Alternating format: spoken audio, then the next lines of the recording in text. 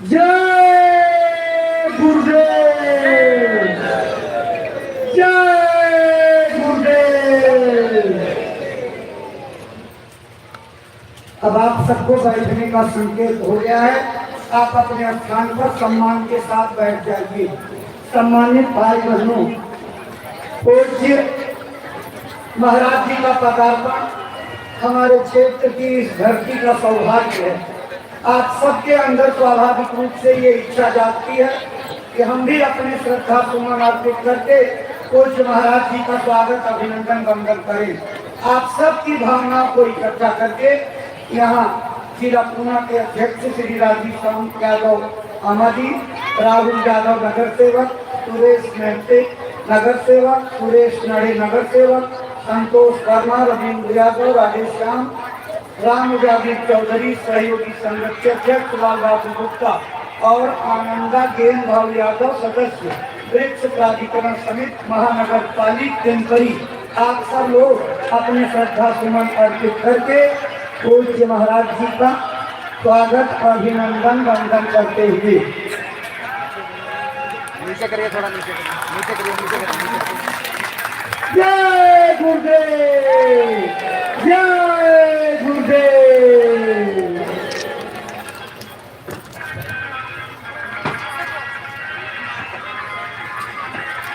प्रेमी भाई बहनों, स्वागत की इसी श्रृंखला के बाद पूज्य महाराज जी अपने गुरु महाराज का संदेश लेकर के मथुरा आश्रम से संकल्प बना करके चले हैं।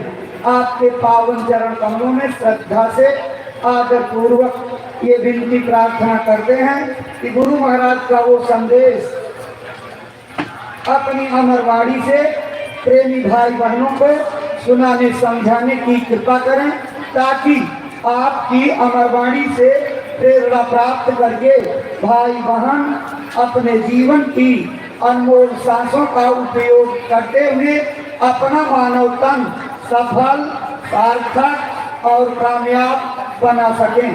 परम श्रद्धेय पूज्य महाराज जी।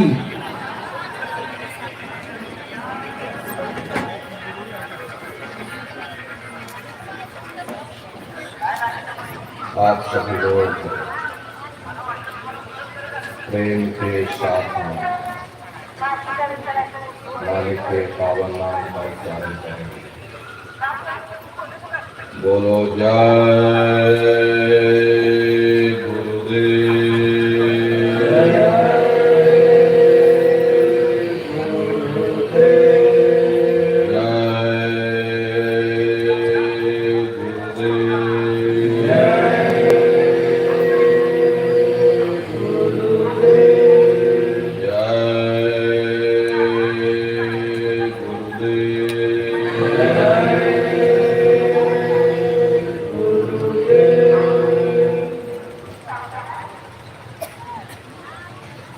सर्वत्र विराजमान शब्द स्वरूप परम पूज्य स्वामी जी महाराज के श्री चरणों में कोटि कोटि नमन प्रणाम करते हुए इस सत्संग समारोह में पधारे हुए सभी सत्संगी धर्म प्रेमी भाई बहनों को सादर जय गुरुदेव। प्रेमी भाई बहनों, हम आप परम सौभाग्यशाली हैं कि ऐसे कलिकाल में हम लोगों को ये मानव तन, ये मनुष्य शरीर प्राप्त हुआ।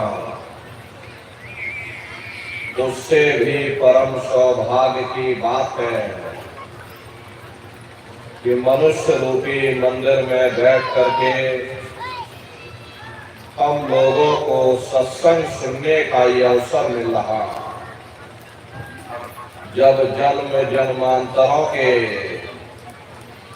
शुभ पुण्य कर्म संचय होते हैं, तब बड़े ही सौभाग्य से ऐसा दुर्लभ अवसर प्राप्त होता।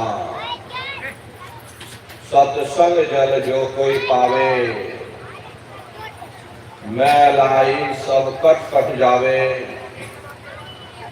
ये सत्संग है, ये कोई कथा और कीर्तन नहीं, किस्से और कहानियां नहीं, ये महात्माओं की अजर अमर वाणियां हैं। यदि आपने ध्यान से सुन लिया तो निश्चय ही आपको अपने मानव जीवन के उद्देश्यों के बारे में पता चलेगा कि आखिर मनुष्य शरीर हमको क्यों मिला, क्या इसका उद्देश्य है, मरने के बाद हम कहाँ जाएंगे, हमारे बाल बच्चे कहाँ जाएंगे, हमारे रिश्ते नातेदार कहाँ जाएंगे और कैसे हमारी जीवात्मा का कल्याण होगा। इन सभी प्रश्नों की जानकारी आपको सत्संग के माध्यम से प्राप्त होगी।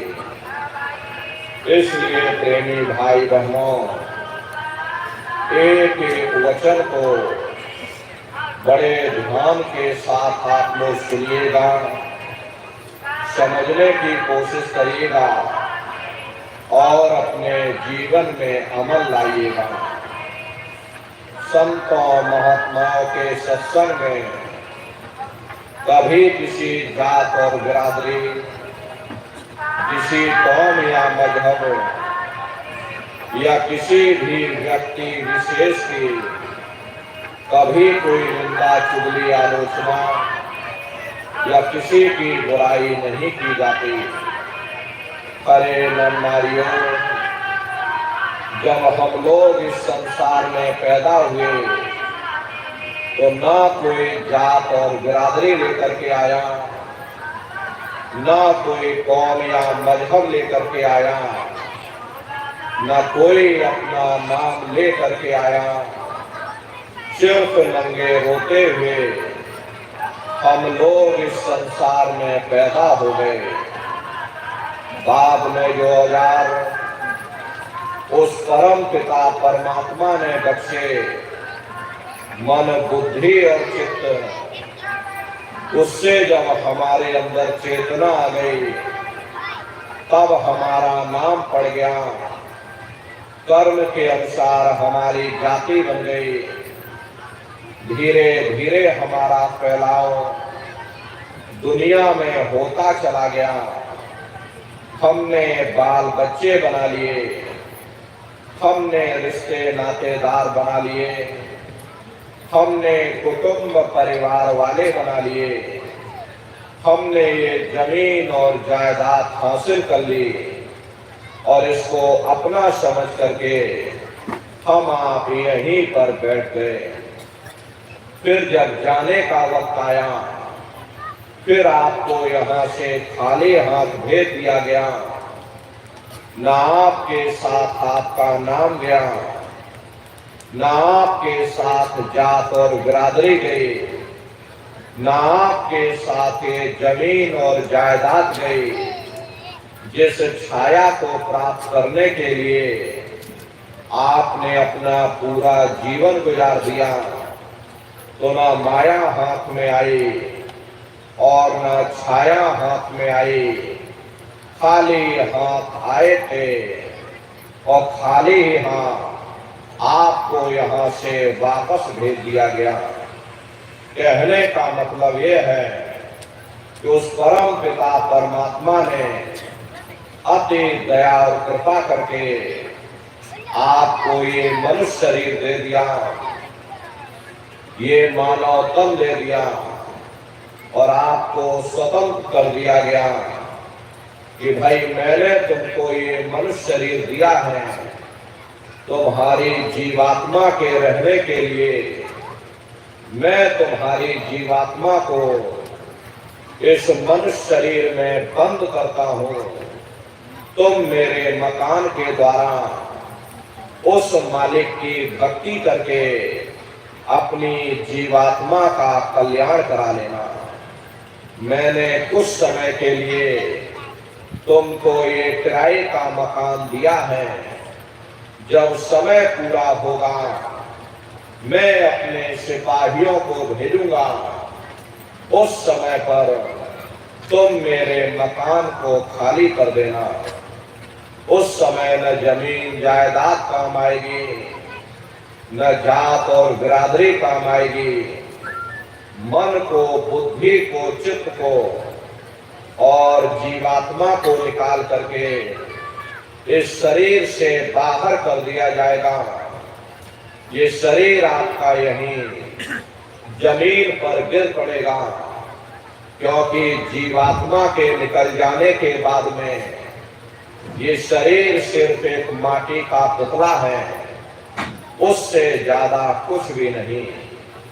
आप इस मिट्टी के पुतले को ले जाकर शमशान भूमि पर जला करके राख कर दोगे। आपकी कौम, आपका मजहब, आपकी जात और बिरादरी, आपका ये नाम उसी शमशान भूमि पर जल करके राख हो जाएगा। जिस जात और बिरादरी के लिए हम लोग लड़ते और झगड़ते थे, जिस धन दौलत को पाने के लिए हमने आपने न जाने कितने बुरे खोटे कर्म किए, तो मौत के समय में न ये जात और बिरादरी काम आई, न ये धन दौलत काम आया, सब कुछ हमारा यही छूट गया। और एक जीवात्मा को ले जाकर ऊपर धर्मराज की कचहरी में पेश कर दिया गया। पलक झपकते ही तुम्हारे अच्छे बुरे कर्मों का हिसाब किताब हो जाएगा। धर्मराज तुमको सजा सुना देंगे, ले जाओ इनको फलाने नरक में डाल दो, क्योंकि मैंने इनको मौका दिया था, मैंने इनको मनुष्य शरीर दिया था। अब की बार गीता रामायण को पढ़ करके, उन धर्म पुस्तकों को पढ़ करके, किसी संत महात्मा की खोज करके, उस मालिक की भक्ति करके अपनी जीवात्मा का कल्याण करा लेना।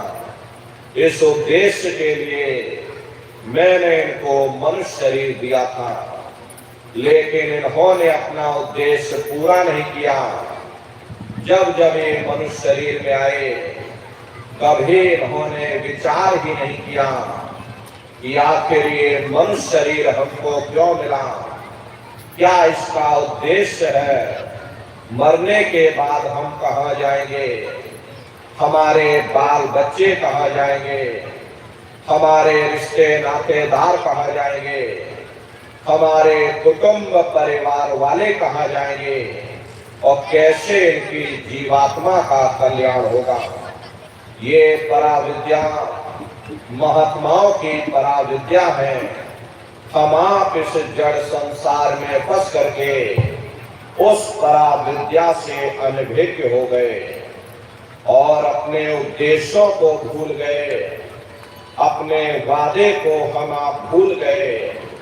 वो वादा जो हमने आपने माँ के घर में किया था, जब माँ के घर में हम आप उल्टे लटके हुए थे, सिर हमारा नीचे था, पैर हमारे ऊपर थे, उस समय परमात्मा से वादा किया कि हे परमात्मा, इस बार हमको मनुष्य शरीर दे दो, हम भजन करेंगे, भक्ति करेंगे, हम अपनी जीवात्मा का कल्याण करेंगे।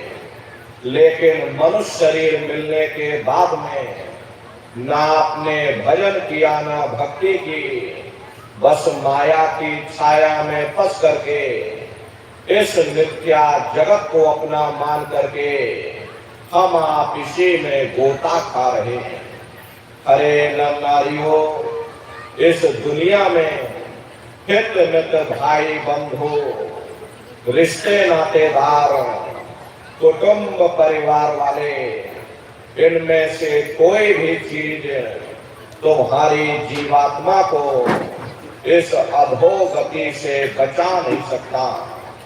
हम कौन हैं, हम कहां से आए हैं और हमें जाना कहां है, ये मानव मात्र के लिए एक जटिल प्रश्न बना हुआ है। इस प्रश्न का हल तब तक नहीं होगा जब तक इस धरा भूमि पर कोई संत महात्मा फकीर न मिल जाए। इसीलिए वह मालिक अति दया और कृपा करके संतों महात्माओं को इस धरती पर भेजते हैं। संत महात्मा फकीर यहाँ पर आकर के हम जीवों को समझाने की कोशिश करते कि भाई हम आए वही देश से जहां तुम्हारो धाम, तुमको घर पहुंचावना एक हमारो काम। हम उसी देश से आए हैं जिस देश के तुम रहने वाले हो, परंतु तुम अपने सच्चे देश को छोड़ करके इस झूठे काल और माया के देश में फंस गए। अरे नर नारियों, यह देश तुम्हारा देश नहीं, तुम्हारा देश सचखंड है। ये कौम तुम्हारी कौम नहीं, तुम्हारी कौम सतनाम है। और यह जीवात्मा उस सतनाम रूपी समुद्र की बूंद है। इस बूंद को समुद्र से मिलाओ, यानी इस जीवात्मा को उस परमात्मा से मिलाओ। महात्मा समझाते हैं कि भाई वो परमात्मा है, वो आपको मिलेगा, जीते जी मिलेगा, इसी मनुष्य शरीर में मिलेगा।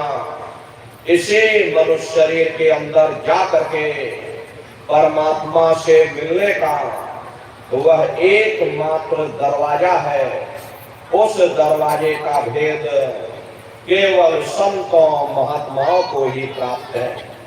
ये दुनिया के लोग, दुनिया की आवाम जनमानस दुनिया के ज्ञान को पढ़ करके अहंकार में डूबे रहते हैं कि हमसे बड़ा कोई ज्ञानी नहीं है। लेकिन उन बेचारों को नहीं मालूम कि जहां दुनिया का ज्ञान समाप्त होता है, उसी के सिर की चोटी से ये आध्यात्मवाद, आत्मा और परमात्मा का ये गूढ़ ज्ञान, रहस्य विज्ञान प्रारंभ होता है। उस विज्ञान को पाने के लिए सबसे पहले जरूरी है कि पहले आप मानवतावादी बनो, मानव धर्म और मानव कर्म को अपनाओ। अरे मानव धर्म क्या है कि इंसान इंसान के काम आवे, एक दूसरे की निस्वार्थ भाव से सेवा करे, सत्य दया हिंसा परोपकार आदि गुणों को अपने जीवन में उतार करके और किसी संत महात्मा की खोज करके उनके बताए हुए रास्तों पर चल करके उस मालिक की भक्ति करके अपनी जीवात्मा का कल्याण करा ले। यही इंसान का सबसे बड़ा मानव धर्म है। लेकिन आज इस कलिकाल में ये दुनिया की आवाम जनमानस विषय विकारों में, शराब और कबाबों में, मांस और मदिरा में सुख ढूंढने की कोशिश कर रहे हैं। ये चरित्र पतन जैसे कार्यों को अपना करके ये आवाम जनमानस कैसे सुखी हो सकती? पहले अपने चरित्र जैसे धन को इकट्ठा करो, क्योंकि चरित्र ही सब कुछ है। चरित्र ही मानव धर्म की पूंजी है। जो इंसान अपने लाख ईमान को बरकरार रखता, वही इंसान चरित्रवान है। ये दुनिया भर के रगड़े झगड़े, पिता पुत्र में लड़ाई, आदमी औरत में लड़ाई, घर परिवार में लड़ाई, समाज में लड़ाई, जातियों में लड़ाई, मुल्क में लड़ाई।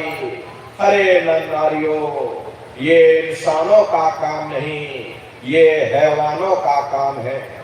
इसलिए पहले आप इंसान बनो, चरित्रवान बनो, महात्माओं के समीप आओ, वे जो दया का प्रसाद दें उसे खुशी खुशी लेकर के अपने निज घर को जाओ, जहां न फिर जन्मना है और ना ही फिर मरना। इसीलिए हमारे गुरु महाराज परम संत बाबा जय गुरुदेव जी महाराज ने आवाम जनमानस के बीच में ये आवाज लगाई है, जय इंसानों, तुम अपने दीन ईमान पर वापस आ जाओ और इस जिस्मानी मंदिर में बैठ करके भगवान का सच्चा भजन करो, जिससे तुम्हारी जीवात्मा नरकों में जाने से बच जाए। अरे हम माने ना माने, लेकिन संत महात्मा त्रिकालदर्शी होते, वे सब कुछ जानते हैं।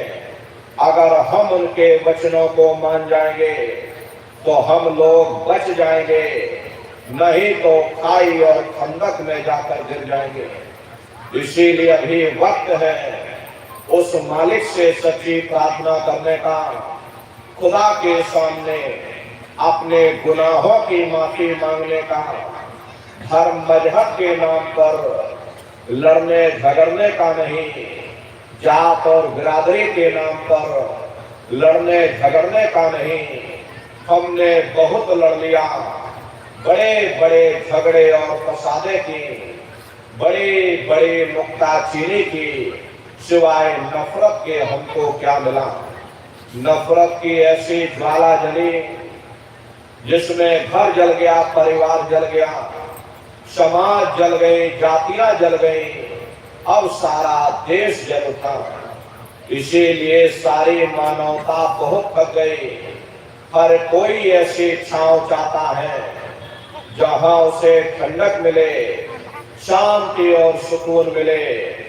ये सब वही मिल सकते हैं जहां शांति के संदेश होते, सुकून के संदेश होते, मानव धर्म और मानव कर्म के संदेश होते। और ये संदेश केवल संत महात्मा फकीर देते हैं, जो समदर्शी होते हैं, जो समस्त जीवों के अंदर उस प्रभु के अंश को देखते हैं। ऐसे समदर्शी उन महात्माओं की खोज करो। ये मत देखना कि महात्मा के जाति के हैं, महात्मा किस बिरादरी के हैं। अरे जातियां कर्म के अनुसार बनाई गई, जन्म के अनुसार नहीं। मनुष्य की एक ही जाति है, वो है मानव जाति। और इसी मानव जामे में बैठ करके हमें उस मालिक की भक्ति करनी है। हरे नारियों, सुपच जात के भंगी थे, रैदास जी जात के हरजन थे, मीराबाई जात की छत्राणी थी। अगर वे सब उस मालिक को प्राप्त कर सकते हैं तो आप भी उस मालिक को प्राप्त कर सकते हो। लेकिन बगैर महात्माओं के, बगैर मुर्शिद के कोई भी जीव इस संसार समुद्र से ना कोई पार हुआ और ना ही कोई हो सकता है। ये समुद्र ऐसा है जिसके न इस किनारे का पता, न उस किनारे का पता कोई नहीं जान सकता। ये दुनिया कब बनी, कितनी बार प्रलय और महाप्रलय हो गई, लेकिन इतना जरूर मालूम है कि जिस दिन से दुनिया बनी हम लोग यहीं पर भटका खा रहे। अगर इधर से हवा चली तो नैया हमारी उधर चली गई, और अगर उधर से हवा चल गई तो हमारी नैया डगमगाते हुए इधर चली गई। न जाने कितने युग और कल्प बीत गए, लेकिन हमारी ये नैया आज तक इस भव सागर से किनारे नहीं लगी। इसलिए प्रेमी भाई बहनों, सौभाग्य से वक्त का इतना बड़ा वरदान आपको मिला, ये मानव तन आपको मिल गया। न जाने किस महात्मा की दया हो गई, न जाने कौन से जन्म जन्मांतरों के शुभ पुण्य कर्मोदय हो गए, जो आपको ये मनुष्य शरीर मिल गया। अरे अब की बार मौका मिल गया है, समय रहते हुए अपनी जीवात्मा के कल्याण के लिए थोड़ा बहुत विचार करिएगा, वरना ये समय तुम्हारा निकलता चला जा रहा। अरे मिले नरदेव तुमको, बनाओ काश कुछ अपना और बचो मत आए जग में, जानियो रैन का सपना। हरे प्रेमी भाई बहनों, जैसे रात में हम लोग स्वप्न देखते हैं, हालांकि उस समय पर हमें स्वप्न सच मालूम पड़ता, असली प्रतीत मालूम होता, लेकिन जब हम सुबह उठते हैं, जब हमारी आंखें खुलती हैं, तब हमें होश आता कि नहीं भाई, हम तो स्वप्न देख रहे थे, ये सब भ्रम है। ठीक उसी प्रकार से ये दुनिया भी 10-20-100 साल का स्वप्न है। अब आप कहोगे हम जाग रहे, परंतु प्रेमी भाई बहनों, ऐसा हरगिज नहीं है। जिस दिन मौत का वक्त आएगा, अरे आप रोगे, हाय हाय करके चिल्लाओगे कि हाय हमने सारी जिंदगी यूं ही स्वप्न में गुजार दी, जागने का समय तो अभी आया था, जो कुछ करना था भी करना था। लेकिन प्रेमी भाई बहनों, अब पछताए हो क्या जब चिड़िया चुग गई खेत। महात्मा प्रेम से जीवों को समझाते हैं कि भाई देह और गृह सब झूठा, भरम में काहे को खपना, ये घर बार हमारा अपना नहीं, अरे पराया देश है, ये सराय खाना है, ये मुसाफिर खाना है, ये शरीर भी तुम्हारा अपना नहीं, ये भी काल का पिंजरा है, किराए का मकान है, पराया मकान है। किसी को 40-50 साल के लिए मिला, किसी को 80-90-100 साल के लिए मिल गया। अरे जितने जितने श्वास उस मालिक ने बख्शे हैं, उसे भुगतने के बाद में हमें इस शरीर को यही छोड़ जाना। श्वास दुधारा नित्य ही जारी, एक दिन खाली चाम। अरे प्रेमी भाई बहनों, एक तालाब पानी से चाहे कितना भी क्यों ना भरा हो, आप एक छोटी सी नाली काट कर खोल दीजिए, तालाब में छोटा सा छेद कर दीजिए, तो सारा पानी ही तालाब से बाहर निकल जाएगा। ठीक उसी प्रकार से हमारा ये शरीर भी श्वासों का भंडार है। जब तक श्वासों का भंडार जारी है, हम दुनिया के काम काज में फंसे हुए, दुनिया के कारोबार में उलझे हुए, लेकिन जिस वक्त ये श्वासों का भंडार खाली होगा, हर टेलीफोन खड़क जाएंगे, तार पहुंच जाएंगे, संदेश पहुंच जाएंगे, सब रिश्ते नातेदार, सब कुटुंब परिवार वाले, सब अड़ोस पड़ोस वाले मिनटों सेकंडों में इकट्ठा हो जाएंगे। अरे प्रेमी भाई बहनों, मामूली कष्ट नहीं होता, मौत के समय में घनघोर पीड़ा होती है।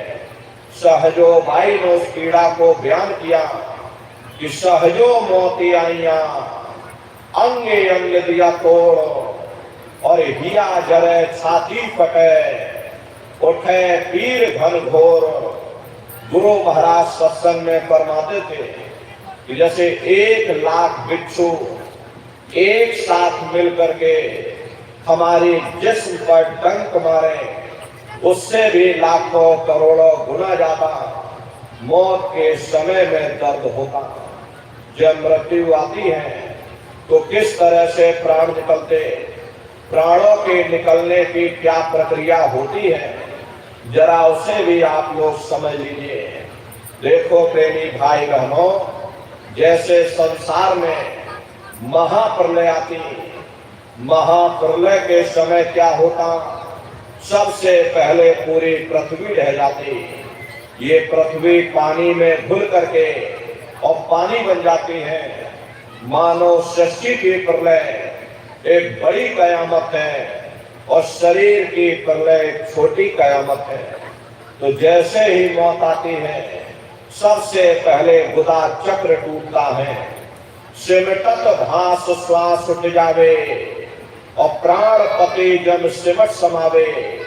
उस समय हमारी श्वासें रुक जाती, शरीर की चेतना पीछे सिमटने लगती, तो सबसे पहले गुदा चक्र ही टूटता, क्योंकि गुदा चक्र में पृथ्वी का वास होता है।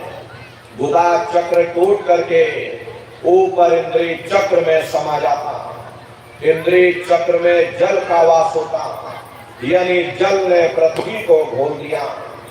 फिर जब इंद्रिय चक्र टूटेगा तो ऊपर नाभि चक्र में समा जाएगा, नाभि चक्र में अग्नि का वास होता, यानी अग्नि ने फिर जल को सुखा दिया। ये नीचे से सिमटाव होता है, नीचे से ऊपर की ओर सिमटाव होता। फिर जब ये नाभि चक्र टूटेगा तो हृदय चक्र में समा जाएगा, हृदय चक्र में वायु का वास होता, यानी वायु ने अग्नि को अपने में समाहित कर लिया और इस तरह से वायु आकाश में उड़ गई। ये आंखों की पुतलियां पलट जाती हैं, मुंह खुला का खुला रह जाता।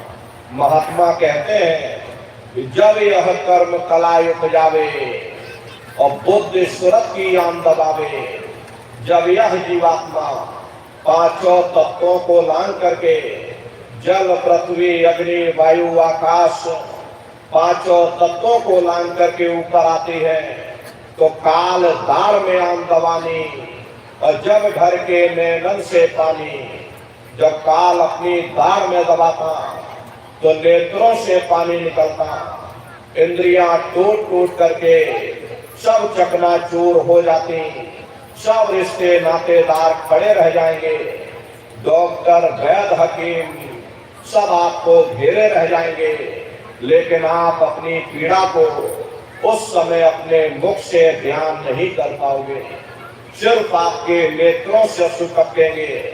हरे अमदूत आते हैं, प्राणों की डोरी को तोड़ देते और जीवात्मा को खींच करके इस शरीर से बाहर कर दिया जाता। और जैसे ही जीवात्मा शरीर से अलग हुई, ये शरीर आपका मिट्टी हो जाता।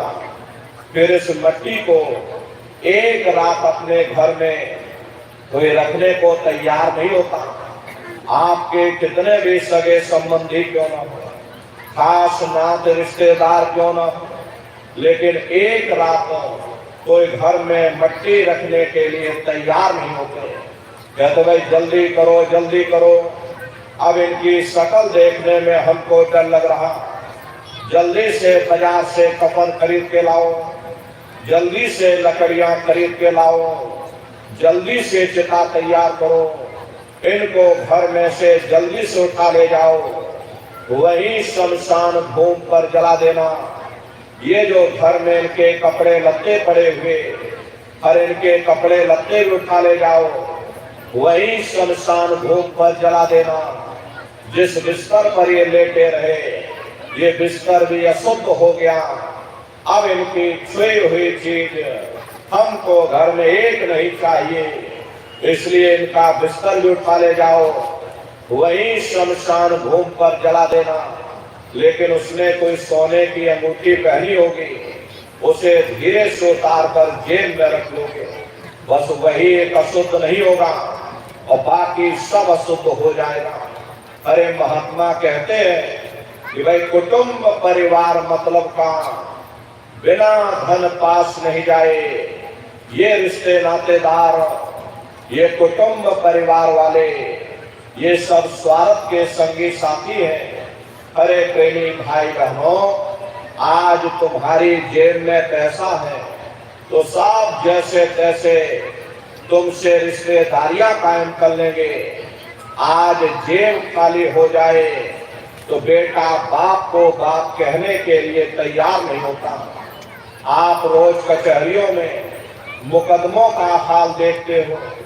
यदि किसी पिता ने बंटवारा करते समय किसी एक बेटे को 1000 रुपया कम दे दिया या 1 बीघा जमीन कम दे दी तो बेटा बाप का दुश्मन बन जाता, उसे ले जाकर कचहरियों में खड़ा कर देता। अरे अपना यहाँ क्या है, ये स्वार्थ के संगी साथी, कोई तुमको याद करने वाला नहीं।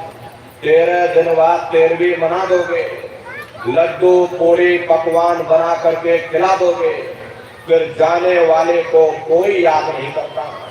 अभी बूढ़े बुजुर्गों से पूछा जाए कि क्या तुमको तुम्हारे माँ बाप की याद आती है, तो कहेंगे भाई नहीं आती। अरे क्यों नहीं आती, तुम्हारे माँ बाप थे, तुमको पाला पोसा बड़ा किया, खुद भूखे रहे होंगे, तुम्हारा पेट पाला होगा, तुमको तुम्हारे माँ बाप की याद क्यों नहीं आती? क्योंकि तुम्हारे सामने तुम्हारे लड़के बच्चे हो गए, तुम्हारे नाती पोता पंती और संती हो गए, इसलिए तुम अपने माँ बाप की यादों को भूल गए और नई यादों में फंस गए। ऐसे ही प्रेमी भाई बहनों, एक दिन सब तुमको भी भूल जाएंगे, कोई किसी को याद करने वाला नहीं। ये कहानी तो शमशान भूमि पर समाप्त हो गई।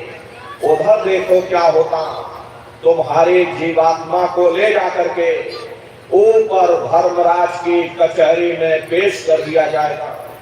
वहां पलक झपकते ही तुम्हारे अच्छे बुरे कर्मों का हिसाब किताब हो जाएगा। धर्मराज तुमको सजा सुना देंगे, ले जाओ इनको फलाने नरक में डाल दो, क्योंकि मैंने इनको मौका दिया था जब ये माँ के गर्भ में उल्टे लटके हुए थे। उस समय उन्होंने मुझसे प्रार्थना की थी कि हे मालिक, मुझे एक बार मौका दे दो, मुझे एक बार मनुष्य शरीर दे दो, हम भजन करेंगे, भक्ति करेंगे, हम अपनी जीवात्मा का कल्याण करेंगे। तो मैंने इनकी प्रार्थना स्वीकार कर ली और इनको मैंने मनुष्य शरीर दे दिया और कह करके भेजा था कि भाई मनुष्य शरीर ये किराए का मकान है, ये तुम्हारा अपना नहीं है। अगर ये तुम्हारा अपना होता तो हमेशा तुम्हारे पास रहता, ये तुम्हारा अपना नहीं, ये मैंने तुमको कुछ समय के लिए ये किराए का मकान दिया है। हाँ, तुम अपनी जीवात्मा को मेरे किराए के मकान में बैठा करके मालिक की भक्ति करके अपनी जीवात्मा का कल्याण करा लेना। मैंने कुछ समय के लिए तुम सबको ये किराए का मकान दिया, जब समय पूरा होगा मैं अपने सिपाहियों को भेजूंगा, उस समय पर तुम मेरे मकान को खाली कर देना। लेकिन इतना ध्यान रखना कि जैसा साफ सुथरा मैंने तुमको ये किराए का मकान दिया, वैसा ही साफ सुथरा तुम मुझको वापस लौटाना। लेकिन इस किराए के मकान में बैठ करके इन्होंने अच्छे बुरे कर्म कर डाले, मेरे किराए के मकान को इन्होंने अपने कर्मों से गंदा कर दिया, इसलिए कर्मों की सजा इनको मिलेगी। ले जाओ इनको फलाने नरक में डाल दो। अरे महात्मा कभी झूठ नहीं बोलते। महात्माओं ने जब साधना किया, साधना करके जब ऊपर गए, ऊपर जा करके जब उन्होंने नरकों का हाल देखा, तो हमारी आपकी जानकारी के लिए उन्होंने धर्म ग्रंथों में लिख दिया कि लोह के खंभ तपत के माही, और जहां जीव को ले चिपकाई वहां लोहे के खंभे अग्नि से धड़क धड़क कर लाल हो रहे। ऐसे छोटे जीवों को उन खंभों में चिपकाया जाता, जीव हाय हाय करके तड़पता है। तड़प तड़प जीव जुलम बुखारी, तपत खंभ दुखी उपजे भारी। असहनी वेदना होती, असहनी दुख दर्द होता, जीव वहां रोता चिल्लाता रहता। वहां कोई तुम्हारी पुकार सुनने वाला नहीं, कोई तुम्हारी दर्द भरी आवाज को सुनने वाला नहीं। अरे नर नारियों, ये दुर्दशा क्यों हो गई? क्योंकि हम लोग मनमुखी हो गए, मन के कहे पर चलने लगे, मन के कहे पर चल करके अच्छे बुरे कर्म करने लगे।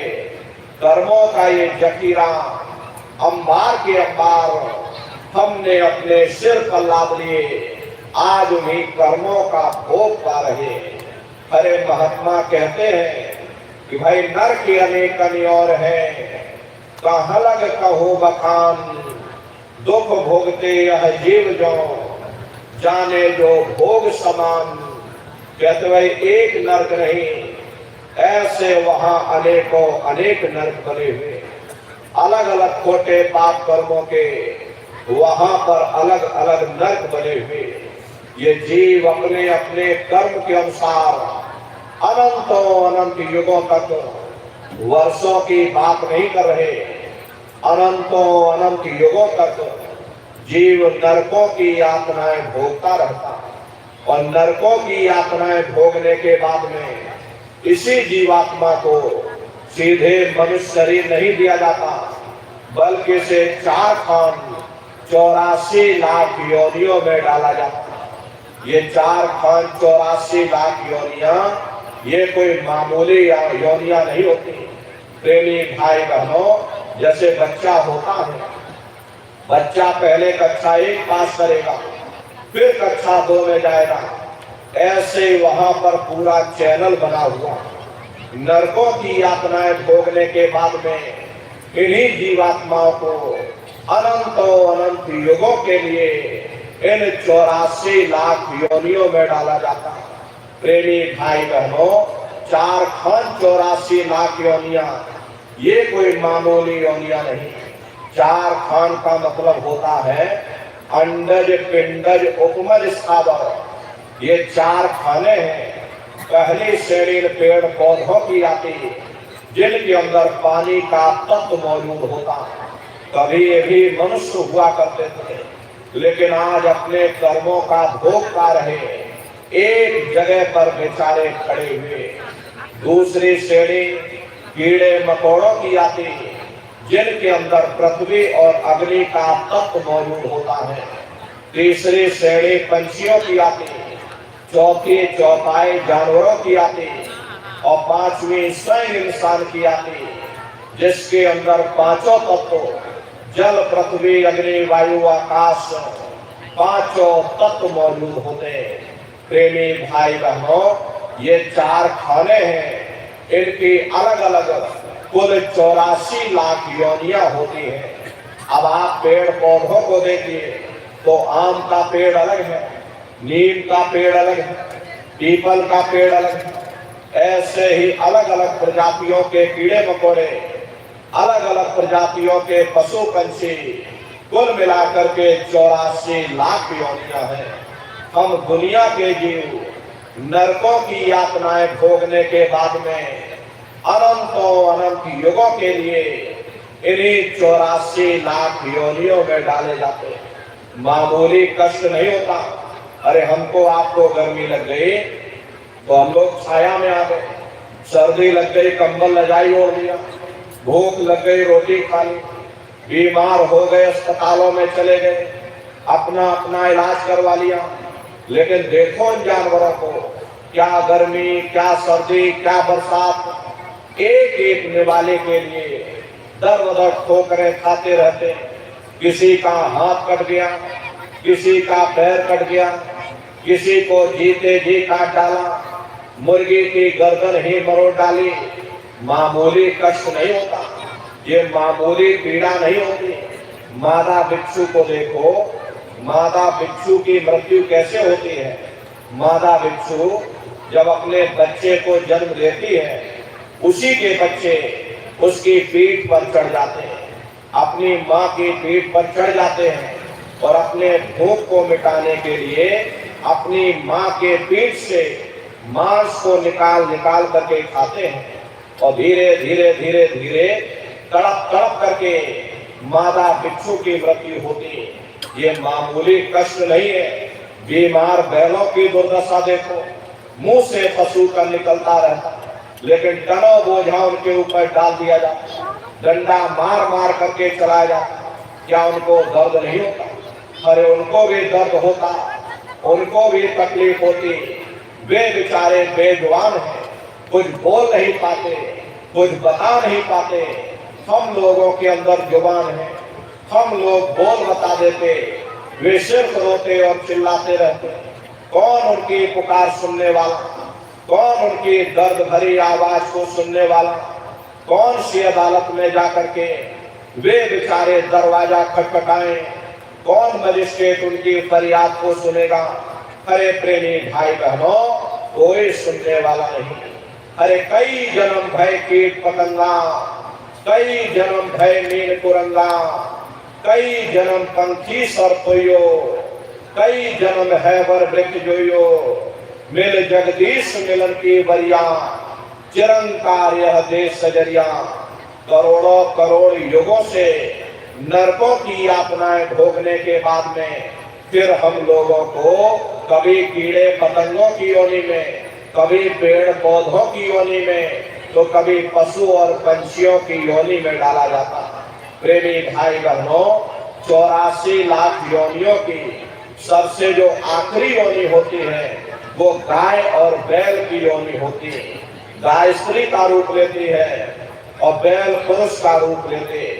ये 84 लाख योनियों की सबसे आखिरी योनि यानी कि अंतिम पायदान होता। उसके बाद तब जाकर के हम लोगों को दोबारा फिर से मनुष्य शरीर प्राप्त होगा। इसीलिए कहा गया कि बड़े भाग्य मानुष तन पाया, कोट जन्म जब भटका खाया।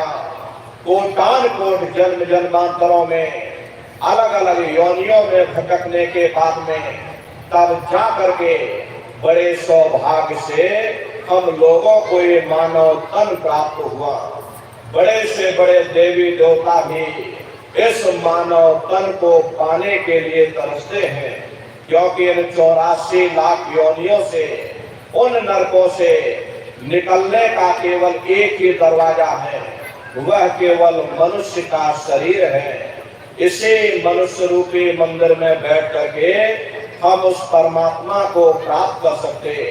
इसीलिए संतों महात्माओं ने इस पंच भौतिक शरीर को सच्चा हरि मंदिर कहकर याद किया कि हरि मंदिर यह शरीर है, ज्ञान रतन प्रकट होए, ये असली हरि मंदिर है।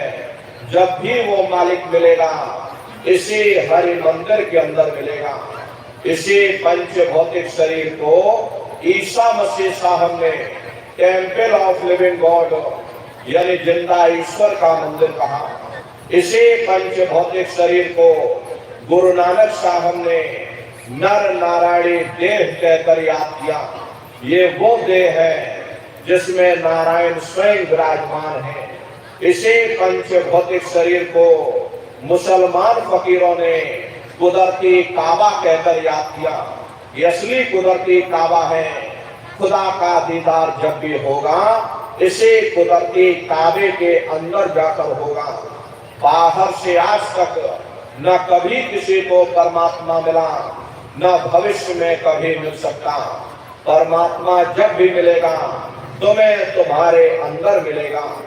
प्रेमी भाई बहनों, यही कबीर साहब ने लिखा कि जो तिल माही तेल है, जो चकमक में आ और तेरा साई तुझ में, और जाग सके तो जाग। जिस तरह तिल में तेल होता, पत्थर में अग्नि होती, ठीक उसी तरह से वो मालिक हर एक के घट घट में, हर एक के वजूद के अंदर बैठा हुआ।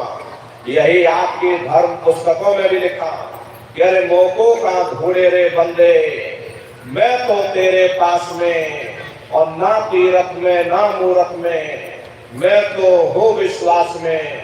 ना मैं तीरथ में मिलूंगा, ना मैं मूरत में मिलूंगा, ना अन्य किसी कर्म कांड में मिलूंगा। मैं जब भी मिलूंगा तो मैं तुम्हारे अंदर मिलूंगा। अब सवाल ये उठता है कि आखिर इस हरि मंदिर के अंदर जाकर के हम उस परमात्मा को कैसे प्राप्त करेंगे? इसके लिए संतों महात्माओं ने केवल 3 ही साधन बताए। साधन 3 सारे वर्णे, और साधन सब थोते मान। इस कलयुग में उस मालिक को पाने के लिए संतों महात्माओं ने केवल 3 साधना बताई। पहला है सुमरन, दूसरा है ध्यान और तीसरा है भजन। सुमरन कहते उस मालिक को याद करना, ध्यान कहते हैं दृष्टि को एकाग्र करना, और भजन कहते हैं कान में उंगली डाल करके उस शब्द को सुनना, उस नाम को सुनना, उस आवाज को सुनना जो मालिक के घर से आवाज आ रही। प्रेमी भाई बहनों, ये सुरत शब्द नाम योग की साधना है। संतों का जो इतिहास रहा, संतों के इतिहास में सबसे पहले कबीर साहब आए। कबीर साहब ने सुरत शब्द नाम योग की साधना जारी की। उसके बाद गुरु नानक साहब आए। गुरु नानक साहब ने भी सुरत शब्द नाम योग की साधना जारी की। उसके बाद और भी महात्मा आए, कबीर, नानक, दादू दरिया, भीखा, रविदास, पलटू, जगजीवन, गोस्वामी जी महाराज जिन्होंने रामचरित्र मानस बनाई, उन्होंने भी सुरत शब्द नाम योग की साधना जारी की। आपके राजस्थान की धरती पर मीराबाई हुई, सहजोबाई हुई, उन्होंने भी उस मालिक को पाया, सुरत शब्द नाम योग की साधना करके पाया। प्रेमी भाई बहनों, ये सुरत शब्द नाम योग की साधना है। इस साधना की 3 क्रियाएं हैं। पहला सुमरन, दूसरा ध्यान और तीसरा भजन। तो कैसे आप लोग सुमरन करोगे, कैसे आप लोग ध्यान करोगे और कैसे आप लोग भजन करोगे, जरा अच्छी तरह समझिएगा और फिर घर पर बैठ करके करिएगा। तो सबसे पहले सुमरन कैसे किया जाएगा? सुमरन करने के लिए एक माला आप लोग ले लेना। ये देखो प्रेमी भाई बहनों, 108 दाने की ये माला है। अपने अपने घरों में बैठ करके बाहर से अपनी आंख को बंद कर देना। दोनों आंखों के मध्य भाग में दूर सामने देखिएगा। सामने आपको अंधेरा दिखाई पड़ेगा। बस उसी अंधेरे में अपने ध्यान को एकाग्र करके और मन ही मन अंदर ही अंदर दाने दाने पर जय गुरुदेव नाम का उच्चारण करिएगा। हर दाने पर जय गुरुदेव नाम, हर दाने पर जय गुरुदेव नाम, जय गुरुदेव, जय गुरुदेव, जय गुरुदेव, जय गुरुदेव। कुल 108 बार करिएगा। दोबारा इसी जगह फिर वापस आ जाओगे तो यहाँ से फिर जय गुरुदेव नाम का उच्चारण करना। हर दाने पर जय गुरुदेव नाम, हर दाने पर जय गुरुदेव नाम, जय गुरुदेव, जय गुरुदेव, जय गुरुदेव। कुल 108 बार करिएगा। तीसरी बार फिर यही वापस आ जाओगे। प्रेमी भाई बहनों, जब जय गुरुदेव नाम का उच्चारण करोगे तो दोनों आंखों के मध्य भाग में अपने ध्यान को एकाग्र करके मन ही मन अंदर ही अंदर दाने दाने पर जय गुरुदेव नाम का उच्चारण करिएगा। जिसको आप याद कर रहे हो, एक समय ऐसा आएगा वो अंतर में तुम्हारे सामने प्रकट हो जाएगा। उसके स्वरूप को देख लेना, फिर उसी के स्वरूप को याद करके जय गुरुदेव नाम का स्मरण सभी नए प्रेमी भाई बहन करिएगा। तीसरी बार फिर यहीं से जय गुरुदेव नाम का स्मरण, चौथी बार फिर यहीं से जय गुरुदेव नाम का स्मरण। इस तरह से कुल 8 बार जय गुरुदेव नाम का स्मरण सभी नए प्रेमी भाई बहन करेंगे। 8 बार करने के बाद ये माला आप रख देना। प्रेमी भाई बहनों, ये जय गुरुदेव नाम किसी साधारण इंसान का नाम नहीं, ये स्वयं अनामी महाप्रभु का नाम है। समय समय पर संत महात्मा अपने अपने समय पर आकर के उस मालिक के नाम को सिद्ध करते हैं। जैसे कबीर साहब आए, कबीर साहब ने साहिब नाम सिद्ध किया।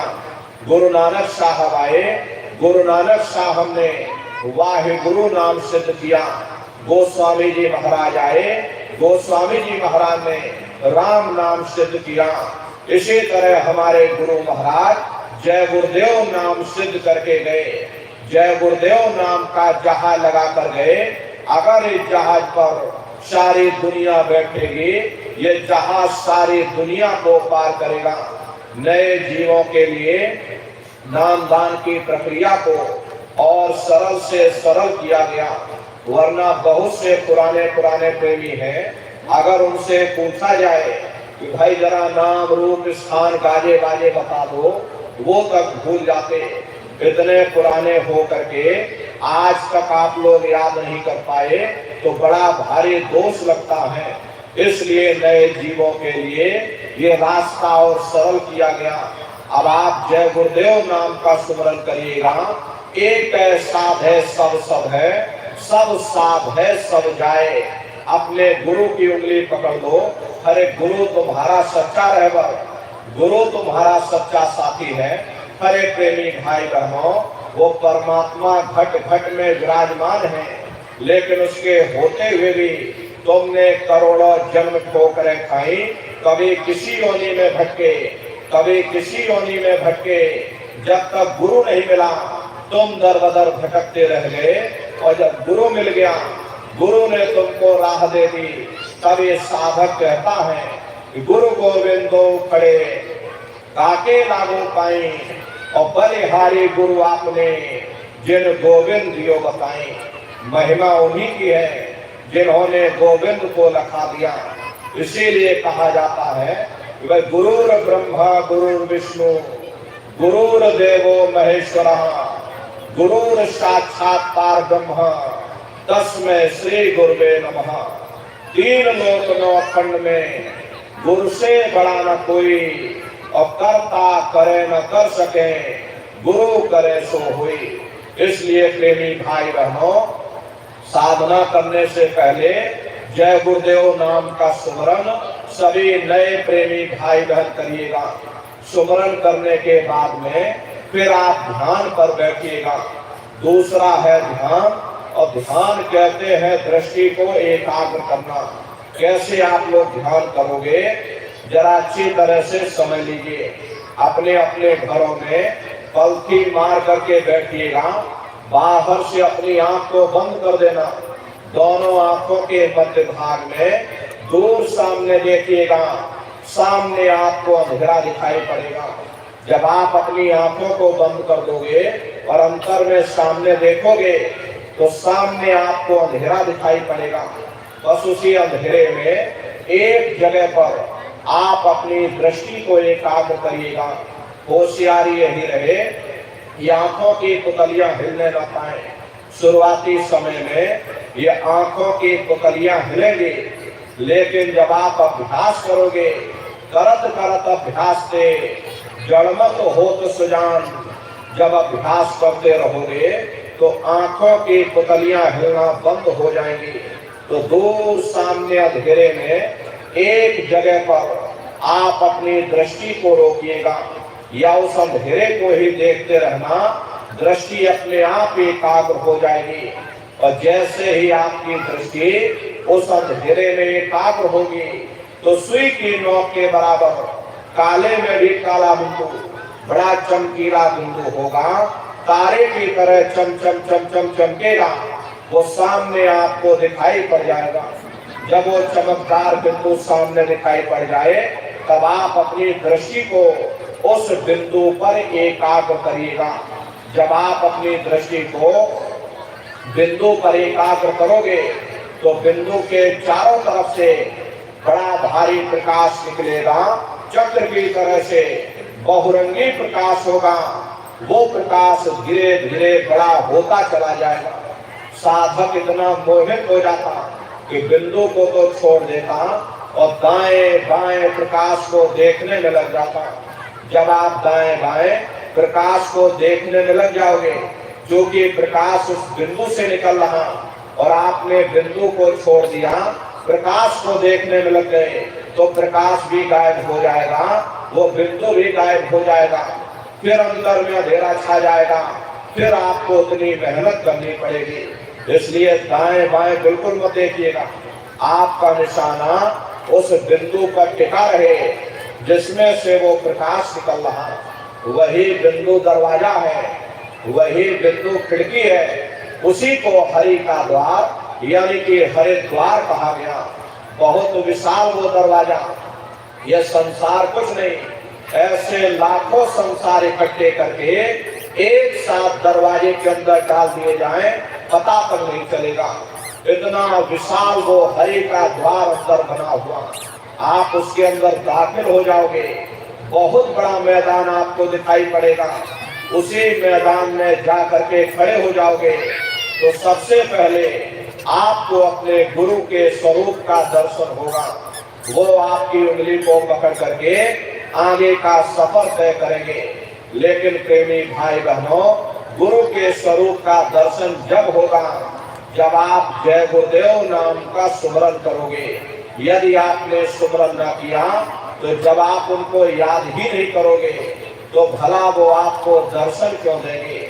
और जब आपको दर्शन नहीं होगा तो आप आगे का सफर तय नहीं कर सकते। इसीलिए जय गुरुदेव नाम का सुमरन सबसे पहले आपको कराया जाता है। जब आप सुमरन कर लोगे, फिर जब आप ध्यान पर बैठोगे और जब दरवाजे के अंदर दाखिल हो जाओगे तो सबसे पहले उन्हीं के स्वरूप का दर्शन होगा। वो आपकी उंगली को पकड़ करके आगे का सफर तय करेंगे। तो यह है ध्यान करने का तरीका। आप एक बार फिर से समझिए कैसे आपको ध्यान करना है। अपने अपने घरों में पलथी मार करके बैठिएगा, शरीर को टाइट मत करना। बहुत से लोग क्या करते हैं कि अपने शरीर को बिल्कुल टाइट कर देते हैं। यदि आप अपने शरीर को टाइट कर दोगे तो शरीर आपका थक जाएगा और फिर शरीर ढीला पड़ जाएगा। इसलिए पहले से ही अपने शरीर को बिल्कुल ढीला छोड़ देना, आंखों को धीरे से बंद कर देना, इन आंखों पर भी कोई जोर मत देना। बहुत से लोग क्या करते हैं कि अपनी आंखों पर जोर लगाते ताकि जल्दी से दृष्टि एकाग्र हो जाए।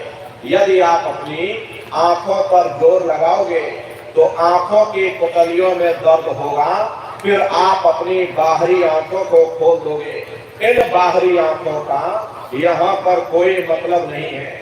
जैसे सोते समय धीरे से आंख को बंद करते हो, ऐसे ही धीरे से आंख को बंद कर लेना। अंतर में सामने देखिएगा, सामने आपको अंधेरा दिखाई पड़ेगा, बस उसी अंधेरे को आप देखते रहिएगा। इतना ही काम आप करो, एक टक हो करके सामने अंधेरे को देखते रहो। उस समय किसी के बारे में सोचना नहीं, किसी के बारे में विचार मत करिएगा। शरीर को बिल्कुल हिलाना डुलाना नहीं, शून्य होकर के बस सामने अंधेरे को देखते रहिए। देखते देखते देखते देखते आपकी दृष्टि अंधेरे में एकाग्र हो जाएगी। और जैसे ही आपकी दृष्टि उस अंधेरे में एकाग्र होगी तो सुई की नोक के बराबर काले में भी काला बिंदु, बड़ा चमकीला बिंदु होगा, तारे की तरह चमचम चमचम चमकेगा। वो अंतर में सामने आपको दिखाई पड़ जाएगा। जब वो चमकदार बिंदु सामने दिखाई पड़ जाए तब आप अपनी दृष्टि को उस बिंदु पर एकाग्र करिएगा। जब आप अपनी दृष्टि बिंदु पर एकाग्र करोगे तो वो बिंदु दरवाजा है, वो दरवाजा खुल जाएगा, ये शिव नेत्र खुल जाएगा, ये दिव्य दृष्टि खुल जाएगी और आप दरवाजे के अंदर दाखिल हो जाओगे। एक बार प्रेमी भाई बहनों, ये दिव्य दृष्टि खुल जाए, फिर क्या भूत, क्या भविष्य और क्या वर्तमान, कोई भेद आपसे गुप्त नहीं रहेगा। लाखों वर्ष पहले क्या हुआ था, भविष्य में क्या होने वाला, आप बैठ करके सब कुछ देख सकते हो। तो यह ध्यान करने का तरीका। तीसरा है भजन। भजन कहते हो शब्द को सुनना, उस नाम को सुनना, उस आवाज को सुनना जो मालिक के घर से आवाज आ रही। तो कैसे भजन करोगे जरा अच्छी तरह समझ लीजिए। ये दोनों उंगली कानों में डाल करके ये कानों को बंद कर लेना। कान इसीलिए बंद किए जाते हैं ताकि बाहर की कोई आवाज हमको सुनाई न पड़े। अपनी सुविधा से बैठिएगा, कुर्सी पर चाहे कुर्सी पर बैठ जाओ, सोफे पर चाहे सोफे पर बैठ जाना, या कोई तकिया इस तरह से रख लेना और दोनों कोहनी यहाँ रख करके दोनों उंगली कानों में डाल करके ये कानों को बंद कर लेना। अब बहुत सी हमारी माताएं बहनें हैं, बूढ़े बुजुर्ग हैं, आपके घुटनों में दर्द होता है, रीढ़ की हड्डी में दर्द होता, आप बैठ करके भजन नहीं कर पाते हो, तो आप लेट करके भजन करिएगा। ऐसे सीधे लेट जाना और लेटे लेटे आंख और कान को बंद कर लेना। मतलब तो आंख और कान को बंद करना है, चाहे आप लेट कर करो या चाहे आप बैठ करके करो। लेकिन इतना ध्यान रखिएगा कि कहीं लेटे लेटे हम सो ना जाए, इसलिए चेत करके बैठिएगा। यही कहा गया कि आंख कान मुख बंद कराओ, अनहद झिंगा शब्द सुनाओ। यानी पहले अपनी आंख को बंद करो, मुख को बंद करो, दोनों उंगली कानों में डाल करके ये कानों को बंद कर लो और ऊंचे से ऊंचा ध्यान दे करके उस आवाज को सुनने की कोशिश करो। प्रेमी भाई बहनों, जब आप अपने कानों को बंद करके ऊंचा ध्यान दे करके गौर से सुनोगे तो आपको ऐसा अनुभव होगा कि कई सीटी जैसी आवाज हमारे कानों में गूंज रही है। इस तरह से सीटी जैसी आवाज शुरू में आप सभी को सुनाई पड़ेगी। शाम को अपने अपने घरों में जाकर बैठिएगा, ये कानों को जरा बंद कर लेना, गौर से सुनना। सीटी जैसी आवाज आप सभी को सुनाई पड़ेगी। करना कुछ नहीं है, लेटे हो चाहे बैठे हो, बस आप उस आवाज को सुनते रहना। सुनते सुनते उसी में लीन हो जाओ। जब आप उसमें लीन हो जाओगे तो कुछ समय बाद में दोबारा आपको अनुभव होगा कि कहीं बड़ी दूर से एक महीन आवाज, घंटे और शंख की आवाज हमारे कानों में गूंज रही है। जैसे मंदिरों में घंटियां बजती हैं, टन टन टन, इसी तरह घंटे और शंख की आवाज सुनाई पड़ेगी। उसी घंटे शंख की आवाज को महात्माओं ने शब्द कहा। अरे आपकी धर्म पुस्तकों में लिखा है कि पोथी पढ़ पढ़ जग मुआ, पंडित भया न कोई, ढाई अक्षर प्रेम का, पढ़े सो पंडित हुई। दुनिया वाले कहते हैं कि ढाई अक्षर का मतलब प्रेम है। प्रेम नहीं है, प्रेम में तो मात्रा लगी हुई है। यहाँ पर जिस ढाई अक्षर का वर्णन उन महात्माओं ने किया वो है शब्द, शा आदा बा और दा। उसी शब्द को महात्माओं ने नाम कहा। कलयुग केवल नाम यधारा, सुमेर सुमेर नर उतर ही पारा। कलयुग में केवल नाम का आधार है, वो नाम तुम्हारे अंदर दिन और रात फुनकारे दे रहा। तो उसी घंटे शंख की आवाज को महात्माओं ने शब्द या नाम कहा। उसी को मुसलमान फकीरों ने कलमा कहा। उसी को ईसा मसीह साहब ने वर्ड या लागस कहकर याद किया। उसी को गुरु नानक साहब ने अनहद वाणी कहकर याद किया। चीन में जो महात्मा हुए उन्होंने इसको ताओ कहकर याद किया और हिंदू महात्माओं ने इसे देववाणी, आकाशवाणी कहकर याद किया। और अलग अलग महात्माओं ने अपनी अपनी भाषा में हम लोगों को समझाने की कोशिश की कि भाई वो घंटे शंख की आवाज तुम्हारे सबके अंदर गूंज रही है, वो आपको सुनाई पड़ेगी। लेकिन शुरुआती समय में आपको ऐसा मालूम पड़ेगा कि कहीं बड़ी दूर पर घंटियां बज रही हैं, टन टन टन, लेकिन सुनाई हरे को पड़ेगी। प्रेमी भाई बहनों, जब घंटे शंख की आवाज आपको सुनाई पड़ने लग जाए तब आप सीटी की आवाज को छोड़ देना और घंटे शंख की आवाज को पकड़ लेना, उसको आप सुनने लग जाना। जब आप उसको सुनने लग जाओगे तो वो आवाज धीरे धीरे बढ़ना शुरू होगी और बढ़ते बढ़ते इस कदर बढ़ेगी कि आपके रोम रोम में घंटे और शंख की आवाज गूंजने लग जाएगी। बड़ी घनघोर आवाज होती, बड़ी मधुर वो आवाज होती। अरे जो दुनिया के संगीत आप सुनते हो उस रूहानी संगीत के सामने ये दुनिया के संगीत कुछ नहीं है। जब आप उस रूहानी संगीत को सुनोगे इतना भारी आनंद आपके ऊपर छा जाएगा, इतनी खुशी आपको होगी, ऐसा नशा आपके ऊपर चढ़ जाएगा, इतना आप उस आवाज में खो जाओगे कि आप सारी दुनिया को भूल जाओगे। अरे प्रेमी भाई बहनों, शंकर भगवान को वही नशा चढ़ा था। शंकर भगवान कोई गांजा भांग नहीं पीते थे, ये तो हमने आपने शंकर भगवान को बदनाम कर दिया कि शंकर भगवान गांजा भांग पीते थे, चलो हम भी गांजा भांग पिएंगे। लेकिन ऐ नारियों, शंकर भगवान ने कभी गांजा भांग नहीं पिया। शंकर भगवान जिस नशे में लीन रहते थे वो नाम का नशा था, वो ध्यान का नशा था, वो भक्ति का नशा था। जब आप उस आवाज को सुनोगे तो आपको भी वो नशा कर जाएगा, क्योंकि उस आवाज में चुंबक है। जब आप उस आवाज को सुनोगे तो वो आवाज आपको अपनी ओर खींचेगी, और जब खिंचाव होगा तो जीवात्मा का फैला हुआ प्रकाश 9 द्वारों से सिमटने लगेगा। अब ये 9 द्वार कौन कौन से हैं? देखो प्रेमी भाई बहनों, अच्छी तरह समझिएगा, ये बहुत बड़ा विज्ञान है। दुनिया का विज्ञान जब समाप्त हो जाएगा तो ये विज्ञान प्रारंभ होगा। तो 9 दरवाजे कौन कौन से हैं? 2 आंख, 2 कान, 2 नाक के सुराख, 1 मुंह, 2 मलमूत्र का रास्ता, ये शरीर के 9 दरवाजे हैं। सबसे पहला दरवाजा गुदा चक्र आता है। गुदा चक्र में गणेश जी वास करते हैं।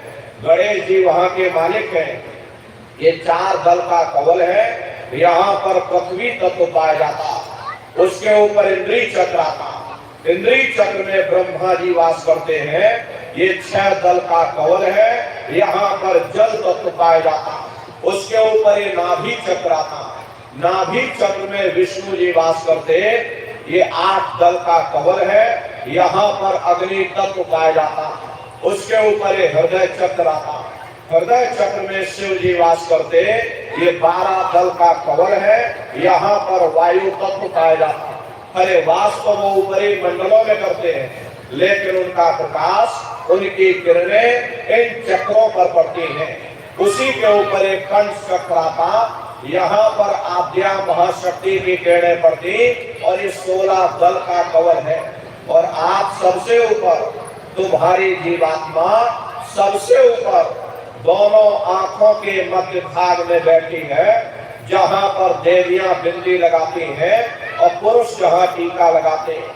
ये बिंदी और टीका यहाँ पर इसीलिए लगाया जाता क्योंकि यहाँ जीवात्मा तुम्हारी बैठी है। और प्रेमी भाई बहनों, इसीलिए यहाँ पर बिंदी और टीका लगाया जाता, क्योंकि तुम्हारी जीवात्मा यहाँ बैठी है, उसका श्रृंगार किया जाता। तो 10वां द्वार है जहाँ पर तुम्हारी जीवात्मा बैठी हुई।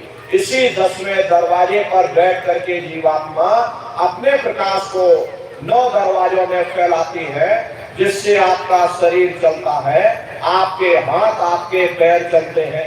जब आप भजन करोगे और घंटे संग की आवाज को सुनोगे तो उस आवाज में चुंबक है, वो आवाज आपको अपनी ओर खींचेगी। और जब खिंचाव होगा तो जीवात्मा का फैला हुआ प्रकाश 9 दरवाजों से सिमट करके यही 10वें दरवाजे पर इकट्ठा हो जाएगा। और जैसे ही यहाँ पर इकट्ठा हुआ, तुरंत शब्द जीवात्मा को खींच करके इस शरीर से बाहर कर देगा। फिर आप अपनी आंखों से देखिएगा कि हमारा शरीर ये है, हम ये खड़े। आप अपने शरीर से अलग हो जाओगे। जैसे चिड़िया होती है, चिड़िया घोंसले से निकल करके आसमानों की उड़ान भरती है, शाम को फिर अपने घोंसले में आ जाती है। ऐसे ही तुम्हारी जीवात्मा इस शरीर रूपी घोंसले से निकल करके ब्रह्मांडों की सैर करेगी, देवी देवताओं के दर्शन करेगी और घूम करके फिर अपने शरीर रूपी घोंसले में वापस चली आएगी। अरे प्रेमी भाई बहनों, ये ब्रह्मा विष्णु महादेव जिनकी सारी दुनिया पूजा करती है, अरे आप सभी लोग ब्रह्मा विष्णु महादेव की पूजा करते हो, लेकिन कभी आपने विचार नहीं किया भाई जिनकी हम पूजा कर रहे आखिर ये है कौन, ये कहाँ पर रहते हैं, ये क्या काम करते हैं, हर इनके माँ बाप कौन है। तो जरा संक्षिप्त में आप लोग समझिएगा, क्योंकि ये ब्रह्मांड का रहस्य है। प्रेमी भाई बहनों, किन किन मंडलों को पार करते हुए तुम्हारी ये जीवात्मा अपने 5वें मंडल पर यानी कि सचखंड में पहुंचेगी, तो जरा संक्षिप्त में आपको बताया जा रहा, क्योंकि अगर इसका वर्णन किया जाएगा तो लाखों वर्ष लग जाएंगे, एक लोक का वर्णन नहीं हो सकता। इतने विशाल लोक वहां बने हुए, लेकिन संक्षिप्त में आपको बताया जा रहा। प्रेमी भाई बहनों, जब आप भजन करोगे और घंटे संग की आवाज को पकड़ करके शरीर रूपी घोंसले से जब बाहर निकल जाओगे, तो उसी घंटे संग की आवाज को पकड़कर तुम्हारी ये जीवात्मा प्रेमी भाई बहनों ब्रह्मांडों की सैर करेगी। पलक झपकते यह जीवात्मा खरबों योजन मील ऊपर चली जाएगी। ये सूरज चांद सितारों को पार करने के बाद सबसे पहले जो आपको लोक मिलेगा, उसे महात्माओं ने शिव लोक कहा। शिव लोक तमोगुणी स्थान है, वहां के मालिक शिव जी हैं। वो पार्वती जी के साथ उस लोक में विराजमान हैं। शिव जी का दर्शन करने के बाद फिर जब आप ऊपर चढ़ोगे, उसी के ऊपर ब्रह्मा जी का लोक मिलेगा। ब्रह्मा जी का लोक वो रजोगुणी स्थान है, वहां के मालिक ब्रह्मा जी हैं। वो गायत्री, सावित्री और सरस्वती के साथ उस लोक में विराजमान है। ब्रह्मा जी का दर्शन करने के बाद फिर घंटे संग की आवाज को पकड़ करके फिर जब आप ऊपर चढ़ोगे, उसी के ऊपर विष्णु लोक मिलेगा। विष्णु लोक वो सतोगुणी स्थान है, वहां के मालिक विष्णु जी हैं। उनका बड़ा मनमोहक स्वरूप है। उनकी 4 भुजाएं हैं और चारों भुजाओं में शंख, गदा, पद्म और चक्र सुशोभित हैं। और आप क्षीर सागर में लक्ष्मी जी के साथ विराजमान हैं। ये तीनों देवता ब्रह्मा, विष्णु और महादेव अपने अपने लोक में बैठ करके राज कर रहे। एक रचयिता है जो हम जीवों को रचता है, एक पालनहार है जो जीवों को पालता है, और एक संहार करता जो जीवों को नष्ट कर देता। एक का काम है घड़े को बनाना, एक का काम है घड़े की सुरक्षा करना, एक का काम है घड़े को फोड़ देना। इनकी जो माता है वो आद्या महाशक्ति है। ब्रह्मा, विष्णु, महादेव लोक के ऊपर वो आद्या महाशक्ति का लोक आता। उसी लोक को पार करने के बाद सबसे पहला देश पड़ता है, या यूं कह लीजिए कि पहली राजधानी पड़ती, जिसे महात्माओं ने सहस्र कवल कहा, वो राजधानी है। ये ब्रह्मा, विष्णु, महादेव के जो लोक हैं, उस राजधानी के अंतर्गत आने वाले जिले हैं। जैसे आपके महाराष्ट्र की राजधानी ये मुंबई है, ये पूना आपका जिला है। इसी तरह प्रेमी भाई बहनों, वो सहस्र दल कवल राजधानी का जो मालिक है वो निरंजन भगवान है। ये ब्रह्मा, विष्णु, महादेव ये निरंजन भगवान के ही पुत्र हैं। और ये आद्या महाशक्ति ये निरंजन भगवान की अर्धांगिनी है। निरंजन भगवान स्वयं तीनों लोकों के मालिक हैं। उन्हीं को त्रिलोकीनाथ कहा। हिंदू उन्हीं को परमात्मा कहते, मुसलमान उन्हीं को खुदा कहते, ईसाई उन्हीं को गॉड कहते। घंटे और शंख की आवाज जो हर इंसान के अंदर गूंज रही, वो आवाज उन्हीं के मुखार बिंद से हो रही। निरंजन भगवान का जो स्वरूप है वो ज्योतिष स्वरूप है। हजार बाती की अखंड ज्योति वहां पर बराबर जल रही है। हम आप मंदिरों में ज्योत जलाते हैं, इस ज्योत में तेल की जरूरत पड़ती, बाती की जरूरत पड़ती, लेकिन वो अखंड ज्योति ऐसी है जिसमें ना तेल की जरूरत और ना बाती की जरूरत है। पलटू साहब ने जिक्र किया कि उल्टा कुआ गगन में जिसमें जरे चिराग, जिसमें जरे चिराग, बिना रोगन बिन बाती, और छैर तुम्हारा हमार जद रहे दिन राती। और सतगुर मिले जो होए ताही की नजर में आवे, और बिन सतगुर नहीं कोई वाह को दर्शावे। वो अखंड ज्योति ऐसी है जिससे पूरा ब्रह्मांड प्रकाशवान हो रहा। जितनी भी अवतारी शक्तियां आई, राम आए, राम को वही से नीचे उतारा गया। इसीलिए उस देश को अयोध्या नगरी भी कहा जाता। और जितने देवी देवता ब्रह्मा, विष्णु, महादेव आपकी उत्पत्ति वहीं से हुई। वहां के धनी का दर्शन करने के बाद फिर तुम्हारी ये जीवात्मा दूसरे मंडल के शब्द को पकड़ करके दूसरे मंडल की चढ़ाई करेगी। श्याम तज श्वेत को गहना, सुरत को तान धन सुनना, और बंक के द्वार धस बैठो और त्रिकुटी जाय कर लेना। उसी के ऊपर दूसरा देश आता है जिसे महात्माओं ने त्रिकुटी देश कहा। वहां के जो मालिक हैं वो ब्रह्म है। वहीं से मन और माया की उत्पत्ति हुई। वहीं से तीन गुण, रजोगुण, तमोगुण, सतोगुण, तीनों गुणों की उत्पत्ति वहीं से हुई। ये जो आपके वेद हैं, वेदों को सारी दुनिया पढ़ती है। वेदों की भी उत्पत्ति उसी स्थान से हुई है। अरे महात्मा कहते हैं कि त्रिकुटी महल में विद्या सारा, घर हर गरजे बजे नगारा, और लाल वरण सूरज उजियारा।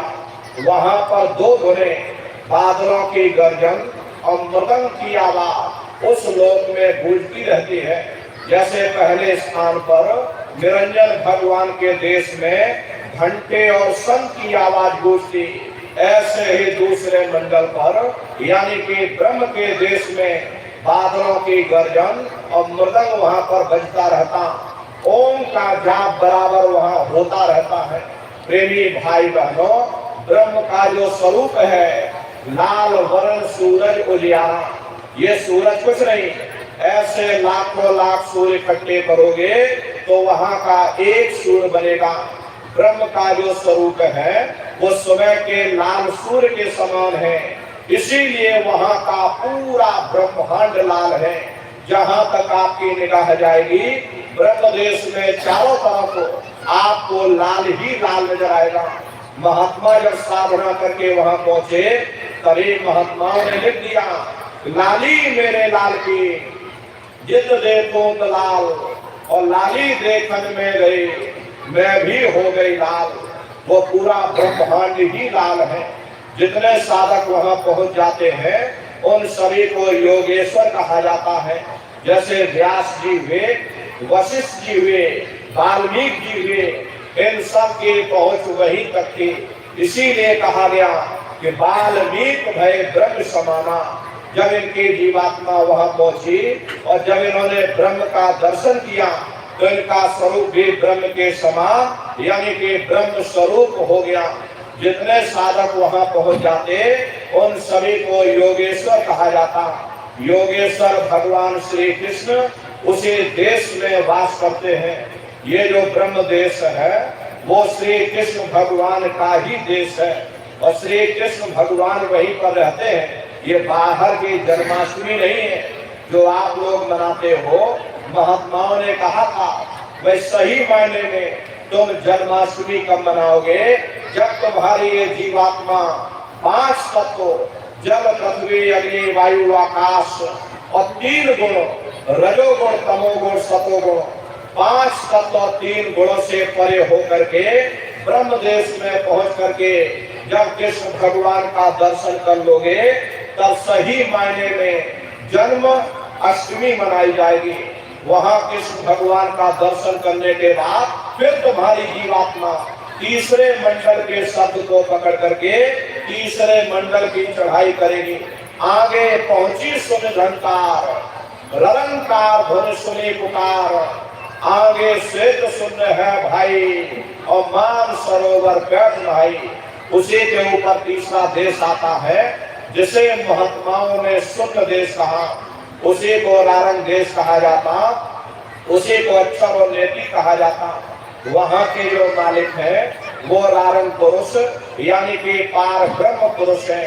वहां किन्नरी और सारंगी 2 धुनें उस लोक में गूंजती रहती हैं और पार ब्रह्म पुरुष का जो स्वरूप है वो पूर्णमासी के चंद्रमा के समान बड़ा ही मनमोहक स्वरूप है। इसी स्थान पर प्रेमी भाई बहनों एक बहुत बड़ा अमृत का सरोवर बना जिसे महात्माओं ने मान सरोवर कहा।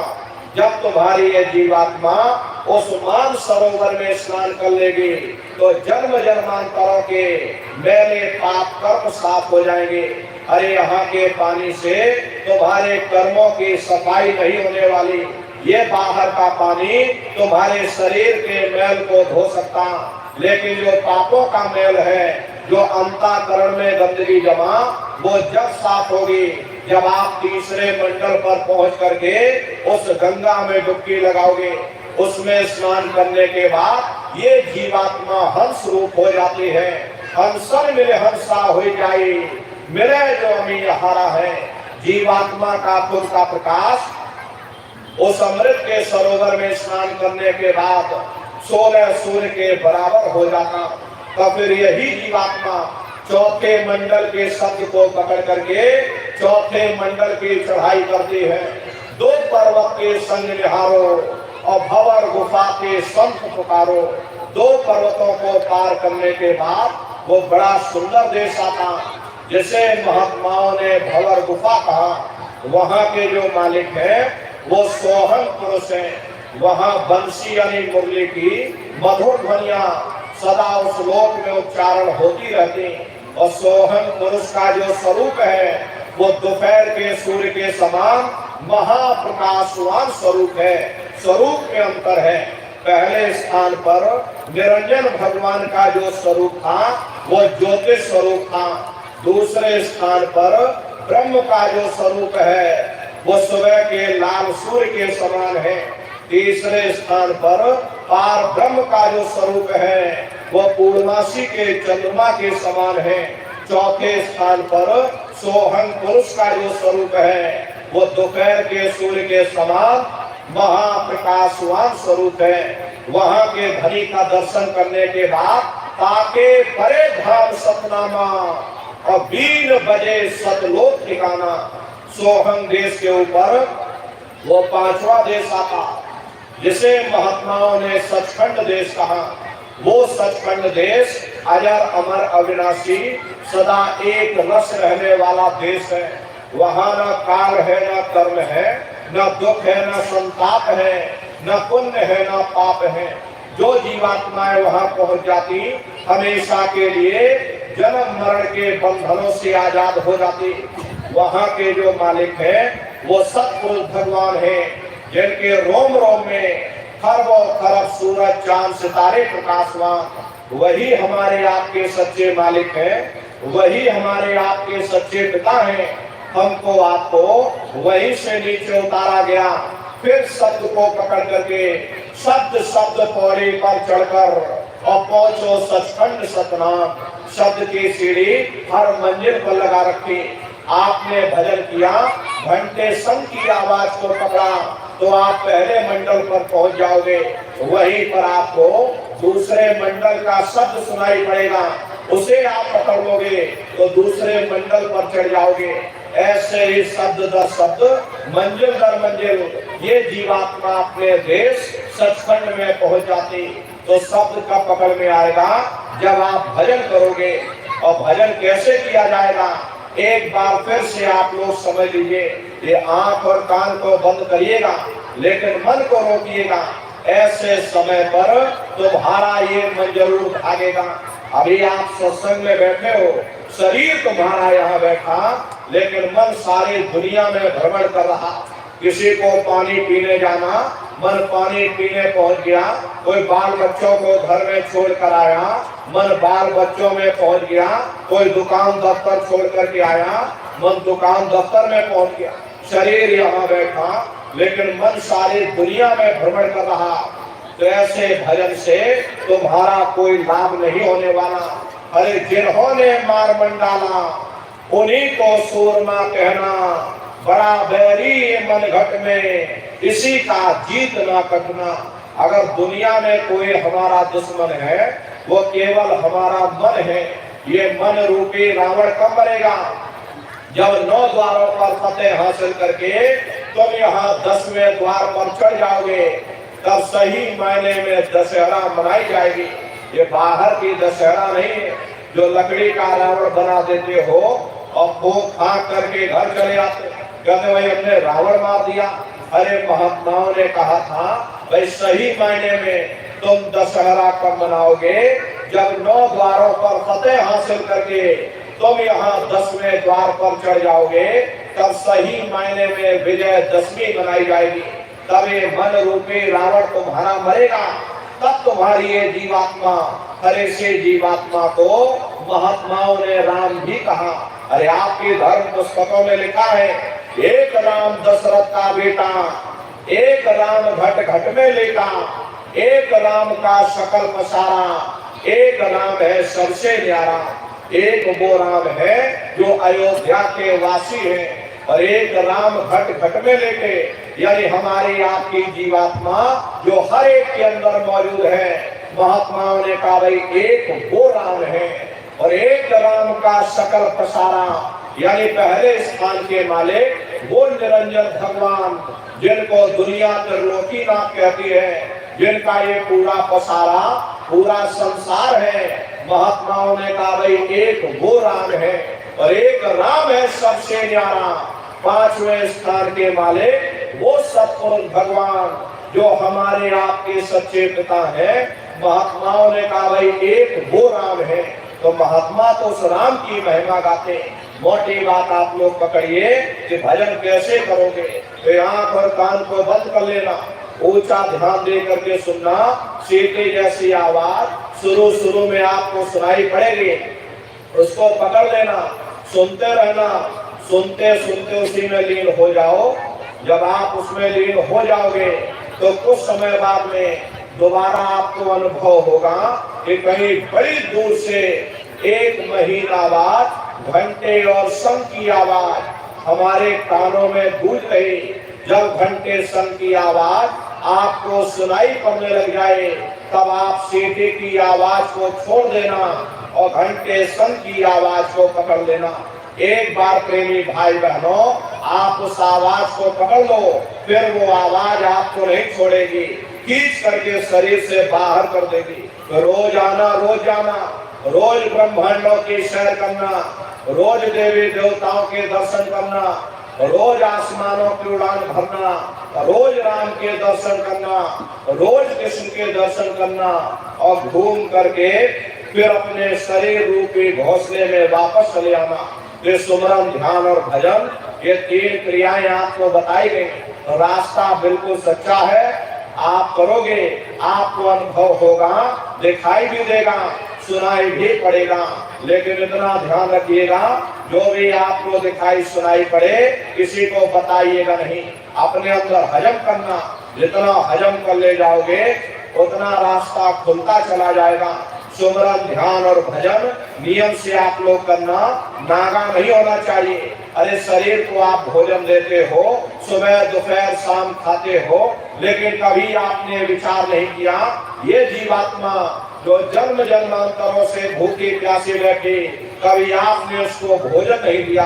अरे इसका भोजन शब्द है, इसका भोजन नाम है। अपना ये नियम बनाइए कि पहले हम अपनी जीवात्मा को भोजन देंगे, फिर अपने शरीर को भोजन देंगे। अगर ये नियम आपका बन गया तो आपका लोक भी बन जाएगा और आपका परलोक भी बन जाएगा।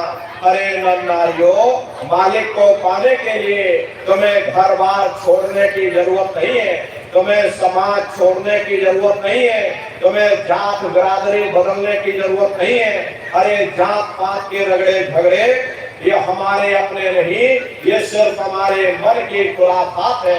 प्रेमी भाई बहनों, आप सभी लोग बुद्धिमान हो, अपनी अपनी बुद्धि से आप सभी लोग विचार करिएगा। जब गुरु नानक साहब नहीं आए थे तब कोई सिख नहीं था, जब मोहम्मद साहब नहीं आए थे तब कोई मुसलमान नहीं था, जब ईसा मसीह साहब नहीं आए थे तब कोई ईसाई नहीं था। और पीछे लौटते चले जाओ तो केवल मनुष्य ही मनुष्य रह जाते। ये रगड़े झगड़े किसने पैदा किए? ये हमने आपने पैदा किए। अरे कोई भी महात्मा यहाँ पर आकर के ना कोई कौम बनाने आता, ना कोई मजहब चलाने आते, और ना ही आप हमारे हाथों में ये डंडे और तलवारें देने के लिए आते। अरे आप तो सच्चा मार्ग, सनातन मार्ग समझाने के लिए इस धरा भूमि पर शरीर रूप में अवतरित होते। इसीलिए महात्मा कहते हैं कि भाई जाति पाति पूछे नहीं कोई, हरि का भजे सो हरि का हुई। लोग यहाँ जात पात बनाते बनाते मर गए, लेकिन ऐ नर नारियों, जब तुम्हारी ये जीवात्मा इस मनुष्य रूपी चोले को छोड़ करके ऊपर धर्मराज की कचहरी में पहुंचेगी। वहां तुमसे ये पूछा जाएगा कि तुम किस जाति के हो, तुम किस कौम के हो, तुम किस मजहब के हो, तुम हिंदू हो या मुसलमान हो, तुम हिंदुस्तान से आए हो या तुम पाकिस्तान से आए हो। अरे वहां तुम्हारे कर्म देखे जाएंगे, भक्ति भाव देखा जाएगा, मालिक से मिलने का प्रेम और प्यार देखा जाएगा।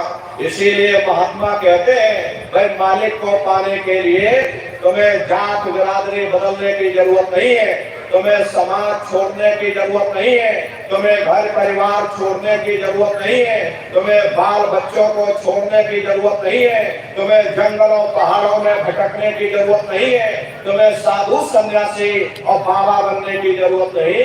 अरे भाई तुम अपने अपने घर परिवार में रहो, अपने अपने बाल बच्चों के साथ रहो, अपने अपने समाज में रहो, समाज की रीत नीति के अनुसार रहो, मेहनत और ईमानदारी से काम करो और 24 घंटे में घंटा 2 घंटा अपनी जीवात्मा के कल्याण के लिए सुरत शब्द नाम की कमाई यानी कि सुमरन ध्यान और भजन करिएगा। अरे नर नारियों, यही दौलत तुम्हारे काम आएगी, बाकी सब यही पड़ा रह जाएगा। सुई की एक नोक भी तुम्हारे साथ में जाने वाली नहीं है। अरे बड़े बड़े राजे महाराजे आए, सारे जिंदगी उन्होंने ये किला बनाते बनाते गुजार दिया।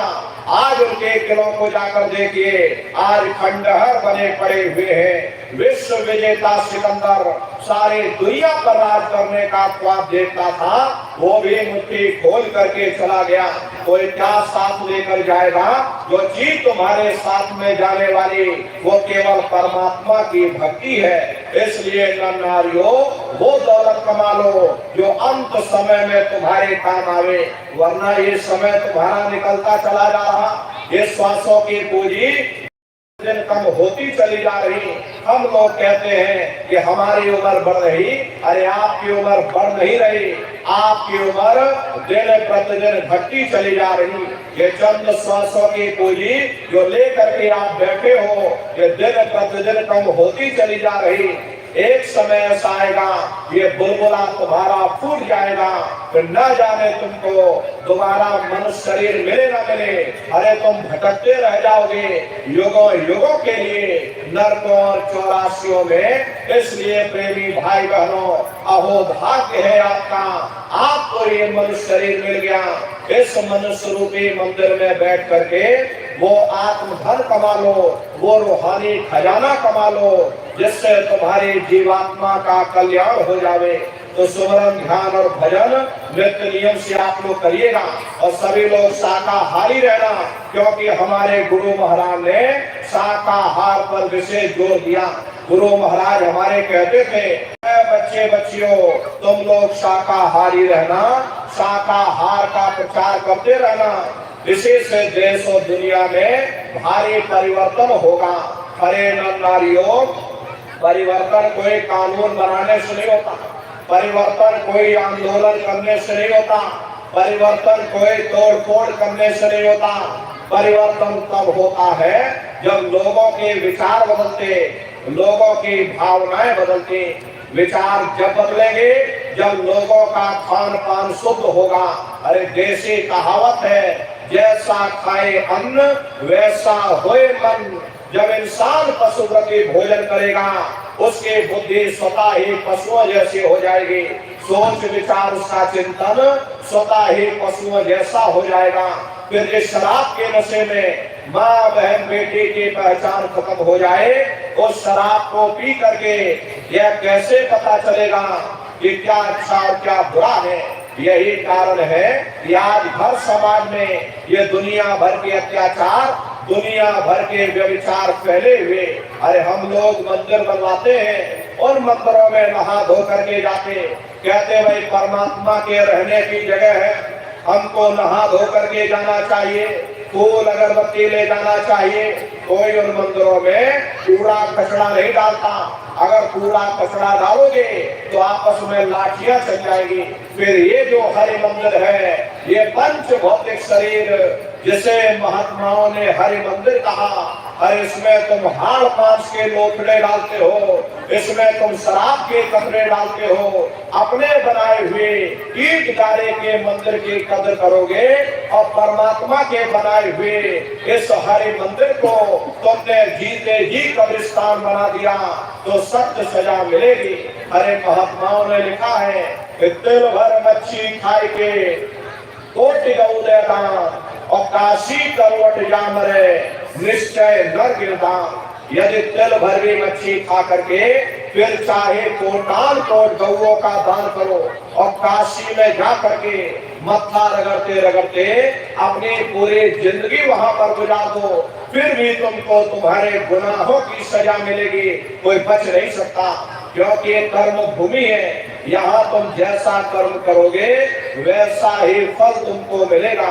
देखिए इस कर्म भूमि पर कृष्ण भगवान तक नहीं बच पाए, उस समय बाली को छिप करके बाण मारा, वही बाली कृष्ण अवतार में बहेलिया बन करके आ गया। कृष्ण भगवान के पैरों में पद्म चमकता था, हिरण की आंख समझ करके और बहेलिये ने निशाना मार दिया। जब पास में आकर के देखा कृष्ण भगवान ने अफसोस करने लगे, लेकिन कृष्ण भगवान ने उसको समझाया इसमें तुम्हारा कोई दोष नहीं, उस समय हमने तुमको मारा, आज तुमने हमको मार दिया, हमारा तुम्हारा बदला पूरा हो गया। कर्म प्रधान विश्व रच राखा, जो जस करे सो तस फल चाखा। ये कर्मों का ऐसा देश है, यहाँ तुम जैसे बीज बोगे वैसे ही फसल काटोगे। इसलिए प्रेमी भाई बहनों, आप सभी लोग शाकाहारी रहिएगा। कोई ऐसा नशा मत करना जिससे बुद्धि तुम्हारी पागल हो जाए। घर में माँ बहन बेटी की पहचान खो दो। एक अच्छे समाज के निर्माण के लिए यह जरूरी है कि पहले सभी लोग शाकाहारी बने। ये तरह तरह की बीमारियां जो आज के समय में फैल रही, इसका मुख्य कारण एक ही है, लोगों का खान पान दूषित हो चुका। अरे सीधी सी बात है कि इंसानों के अंदर जानवरों का खून चला जाएगा, इंसानों के अंदर जानवरों के कीटाणु पहुंच जाएंगे तो न जानवरों की दवा काम में आएगी और न इंसानों की दवा काम में आएगी। परिणाम क्या होगा? ऐसी महामारियां फैलेंगी। इसलिए प्रेमी भाई बहनों, आप लोग शाकाहारी रहिएगा। अरे आप राम को मानते हो, आप कृष्ण को मानते हो तो उनके आदर्शों पर भी चलना सीखो। राम ने कभी नहीं कहा कि तुम मांस खाओ, कृष्ण ने कभी नहीं कहा कि तुम मांस खाओ शराब पियो। अरे और भी महात्मा देवी देवता हुए, सभी महात्मा यही कहकर गए कि अहिंसा परमो धर्मा। प्रेमी भाई बहनों, अगर हमने किसी को बनाया नहीं तो मिटाने का अधिकार हमारे पास नहीं है। इसलिए प्रेमी भाई बहनों, आप राम और कृष्ण को मानते हो तो उनके आदर्शों पर भी चलना सीखो, शाकाहारी रहो। कोई ऐसा नशा मत करना जिससे बुद्धि तुम्हारी पागल हो जाए। देखिए हमारे गुरु महाराज ने 116 वर्ष की आयु तक अथक मेहनत और परिश्रम किया। प्रेमी भाई बहनों, हमारे गुरु महाराज ने अपने गुरु की याद में मथुरा आश्रम पर इतना विशाल मंदिर बनवाया। गुरु महाराज हमारे कहते थे, बच्चा मंदिर का जीता जागता देवता वहां पर बैठ करके बरकत बांट रहा। अरे आप लोग आइए, वहां कोई रुपया पैसा नहीं चढ़ाया जाता, कोई चंदा चुटकी नहीं चढ़ाई जाती। आप लोग आए, मंदिर के देवता के सामने अपनी एक बुराई को चढ़ा दीजिए। वहां पर बुराई चढ़ाई जाती है कि हम आज से मांस मछली नहीं खाएंगे, हम आज से अंडा शराब का सेवन नहीं करेंगे, हम आज से झूठ नहीं बोलेंगे, हम आज से किसी को धोखा नहीं देंगे। आप अपनी एक बुराई चढ़ा दो, आपकी एक मनोकामना पूरी होगी। ऐसा वरदानी मंदिर गुरु महाराज ने अपने गुरु की याद में मथुरा आश्रम पर बनवाया। तो प्रेमी भाई बहनों, मथुरा आश्रम पर ये होली का कार्यक्रम 7, 8, 9 मार्च 3 दिवसीय होली का कार्यक्रम मथुरा आश्रम पर मनाया जाएगा। आप सभी प्रेमी भाई बहन होली के कार्यक्रम में सपरिवार पधारिएगा। अरे आपके रहने ठहरने की व्यवस्था वहाँ पर की जाती है।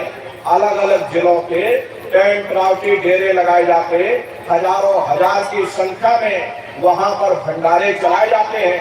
दसियों लाख की संख्या में देश के कोने कोने से सत्संगी प्रेमी भाई बहन मथुरा दरबार में पहुंचते हैं। अपना बहुत बड़ा आश्रम है, करीब करीब 10 किलोमीटर के व्यास में अपना आश्रम बना हुआ, वहीं पर एक कार्यक्रम होता है। अपने आश्रम पर बहुत बड़ी गौशाला भी है। गुरु महाराज के पास कुल 2 गाय थी। 2 गायों का इतना बड़ा परिवार है कि आज के समय में करीब करीब 3000 गायें हैं और 3000 से ऊपर सांड हैं। गौशाला अलग बना रखी, नंदेशाला अलग बना रखी। उसी के बगल में अपना बहुत बड़ा अस्पताल भी है। वही बगल में अपना एक विद्यालय है जिसमें 2,500 से 3,000 बच्चे निःशुल्क विद्या अध्ययन करते हैं। वो गुरु महाराज की कर्म भूमि है और गुरु महाराज की जन्म भूमि जिला इटावा ग्राम पितौरा में है। जैसा भव्य मंदिर मथुरा दरबार में बना हुआ, उसी तरह से भव्य मंदिर गुरु महाराज की जन्म भूमि पर बन करके तैयार हो चुका। ये ताजमहल उसके सामने कुछ नहीं, ऐसे 2-3 ताजमहल खड़े कर दोगे, एक भव्य मंदिर दिखाई पड़ेगा, पूरा मार्बल से बना हुआ। वहां भी करीब करीब 2000 बीघे में अपना आश्रम बना हुआ। वहीं पर ये मंदिर बन करके तैयार हो चुका। आप लोग पधारिएगा गुरु महाराज की जन्म भूमि और गुरु महाराज की कर्म भूमि पर दर्शन दीदार लाभ प्राप्त करिएगा। तो प्रेमी भाई बहनों, होली के कार्यक्रम में आप सभी प्रेमी भाई बहन सपरिवार सादर आमंत्रित हैं। आप लोग पधारिएगा और अपने अपने बच्चों को भी आप सभी लोग बराबर सत्संग में लाते ले जाते रहिएगा। हम लोग ये सोचने लगते हैं कि बताओ बच्चों को नहीं ले जाएंगे, अकेले अकेले चल करके और हम सत्संग सुनाएंगे। इन बच्चों को पढ़ाई लिखाई करने दो, अब इनकी पढ़ाई लिखाई की उम्र है। ये हमारी आपकी गलत सोच है।